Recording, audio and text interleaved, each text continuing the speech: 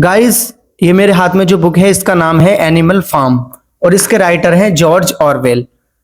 ये मैंने अभी अमेजोन से 99 रुपीज में परचेज की है, क्योंकि मैंने इस बुक के बारे में बहुत ज़्यादा सुना था कि अगर पॉलिटिक्स और सोसाइटी को समझना है तो इस बुक को ज़रूर पढ़ना चाहिए। अभी तक मैंने इसके कुछ ही पेज पढ़े हैं, लेकिन इस बुक से रिलेटेड कमेंट्स एंड रिव्यूज़ की स्टडी के बाद मैं ये कह सकता हूँ कि ये एक ऐसी बुक है जिसमें राइटर ने एनिमल्स कैरेक्टर्स के जरिए से एक समाज को और उसकी पॉलिटिक्स को समझाने की कोशिश की है, जहां जानवरों का एक ग्रुप 2 पिग्स की लीडरशिप में अपने मालिक के खिलाफ बगावत कर देता है और उससे आज़ादी हासिल कर लेता है। शुरुआत में ये pigs equality, fundamental rights, freedom और जस्टिस की बात करते हैं और साथ ही नारा देते हैं all animals are equal.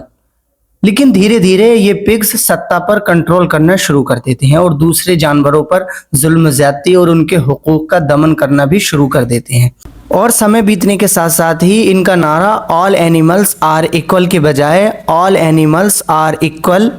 But some animals are more equal than others हो जाता है।